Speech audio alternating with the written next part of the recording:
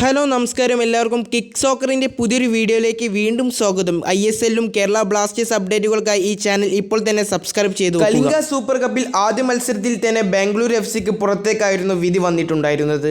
I league ക്ലബ്ബായ Inter കാശിയാണ് അവരെ പുറത്താക്കിയിട്ടുള്ളത്. ഇരു ടീമുകളും ഓരോ വിധം ഗോളുകൾ അടിച്ച് നിശ്ചിത സമയത്തേക്ക് കളി നീങ്ങുകയായിരുന്നു.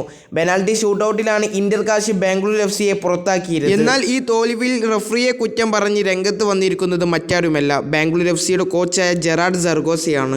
അതായത് ഇന്നലത്തെ മത്സരം നിയന്ത്രിച്ചത് വെങ്കടേഷ് ആയിരുന്നു.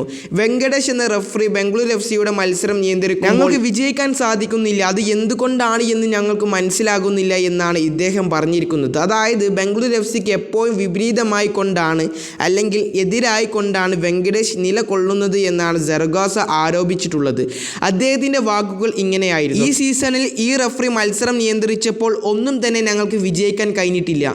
ഡൂറന്റ് കപ്പ് തൊട്ടേ അത് അങ്ങനെയാണ്, അത് എന്തുകൊണ്ടാണ് എന്ന് എനിക്ക് മനസ്സിലാകുന്നില്ല എന്നാണ് ജെറാർഡ് സർഗോസ ഇപ്പോൾ മാധ്യമങ്ങളോട് പറഞ്ഞിട്ടുള്ളത്. കൂടാതെ ഇന്റർ കാശിയെ അവർ അഭിനന്ദിക്കാൻ വിട്ടുപോയിട്ടില്ല. ഇന്റർ കാശിക്ക് എല്ലാവിധ അഭിനന്ദനങ്ങളും നേരുന്നു, അവർ നന്നായി ഡിഫെൻഡ് ചെയ്തു. ഇതാണ് ബാംഗ്ലൂർ FCയുടെ പരിശീലകനായ ജെറാർഡ് സർഗോസ പറഞ്ഞു. നിങ്ങളുടെ വിലയേറിയ അഭിപ്രായങ്ങൾ താഴെ കമൻറ്റ് ചെയ്യാൻ മറക്കരുത്. മറ്റൊരു വീഡിയോയുമായി കാണാം. അതുവരെയും ബൈ ബൈ.